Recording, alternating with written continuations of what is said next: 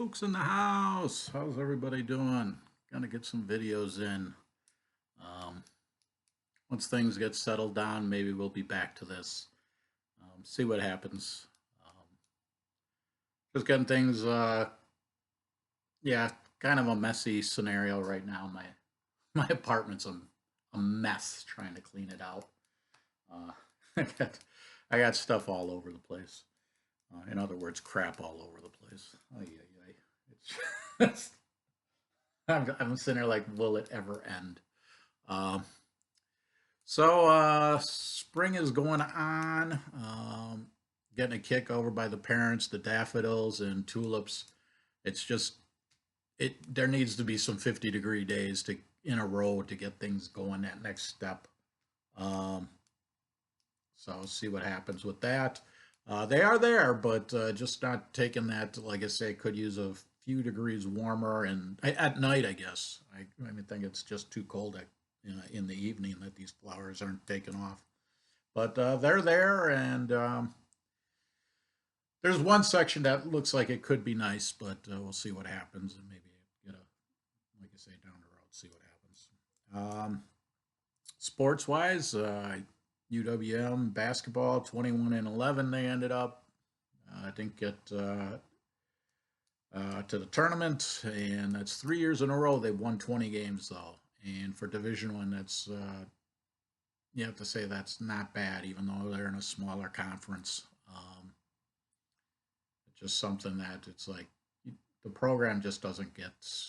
I don't know. I almost feel like they should just go Division Two kind of. I know I shouldn't say that, but something there that the city doesn't really back it. It prefers Marquette, which that's the way it is. Um, it's a city program, and you think the city it just does not get the backing. It's kind of weird. Um, it was the week of the tournament, or was it before? I think before their tournament, the week of they were on the news a couple days, which surprised the hell out of me. I was like, wow, UWM's getting some coverage on I don't know, CBS 58, I think it was.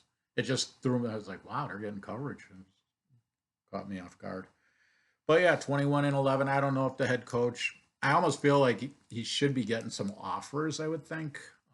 That was just me at the beginning of the year. I don't know if it's going to happen. Um, Being that successful, though, I can't see why a team that's struggling in a major program wouldn't come, inquiring about them. Baseball team, boy, that non-conference schedule that I talked about. They were on the road and they were 1-14. Now they're 4-18.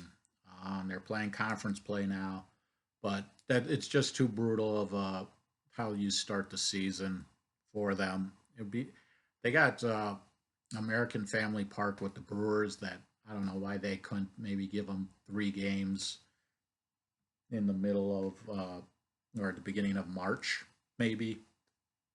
Why not do that since the park's there? But again, no, who the hell knows what, it just seems like the program could use a little backing for baseball since it is the only Division One baseball program in Wisconsin.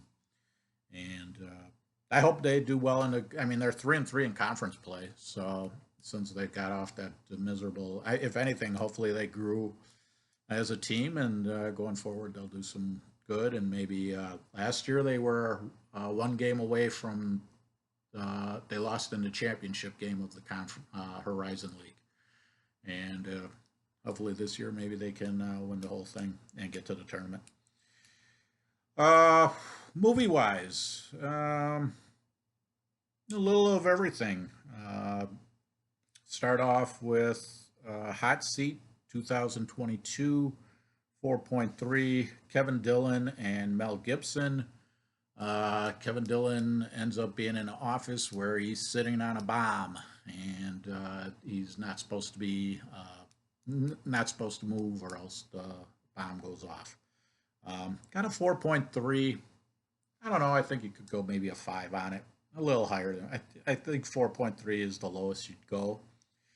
Then I have Cross 2011, kind of a superhero movie where evil's trying to unleash world dominance, and there's one guy that can fight it. And this got a 3.0. Michael Clark uh, Duncan and Vinnie Jones are in this movie. The three, I can give it that. That's fine. Um, it has that. I don't know if anybody remembers the low budget action movies in the 80s, late 80s, early 90s. This kind of is that kind of making of the movie, is that kind of, boy, when you're looking for words, sorry about it, situation, scenario on the making of that movie. Low budget, but it has action.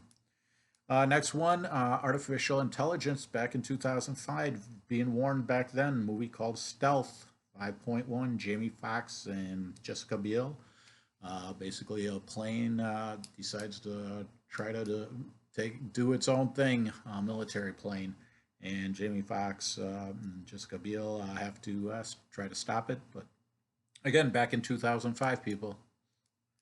And my last one, 2019. This was a horror comedy. Uh, Ready or Not. And I remember the trailer. I saw this trailer a couple back in the movie theater, and I was like, "Boy, I want to see this." And when me and my friend Pat did movie night, all of a sudden this was one of the movies, and I was like, "Oh, we got to watch this." I was like, and I wasn't disappointed. This got a 6.8. So out of all the movies tonight, the horror comedy got the best. Um, Samara Weaving and Adam Brody are in this, and basically the bride, they go to the family um, estate, and she has to survive until dawn to break a curse that the family has, that they have to sacrifice someone before dawn if somebody gets married into the family. And it held its own. It did its job, and wow, 6 point. I'm kind of getting a kick as the horror flick gets better than all the other three movies I watched. So that is that. I did make corned beef, no cabbage, carrots, celery, onions, potatoes um, tonight, and I kind of wish I would have done a video on it, but it's time consuming. But it ended up turning out nice, tender. Basically, followed instructions: 50 minutes per pound. I had a 2.44 pound corned beef, and let that go for a little more than 2 hours and 40 minutes, I think I did. And first hour, brought the corned beef to a boil. Yeah, like I said, I don't have this. It's kind of, I kind of wish I could do this, but you can do this. So boil your water in the corned beef. Once it's boiled, bring that down to a warm, low temperature, and then wait an hour, and then add your vegetables to the corned beef, and then let it go. Like I say, for me, it said 50 minutes per pound. I had 2.44, so I went 2 hours and 40 minutes. It turned out great. Um, they give you a little packet of seasoning that you can add if you want, and that turned out nice. The juice that came out of it kind of made a decent kind of soup scenario, if you want to say.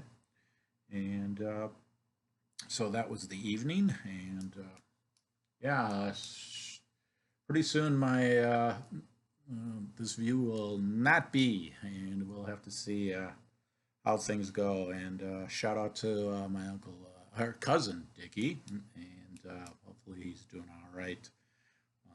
I heard that he had a fall, and hopefully he's doing better. And he's one of my critics, and I enjoy that. I need that. So, anybody out there, thanks for watching. Have a good one, and try to have some fun. Bye.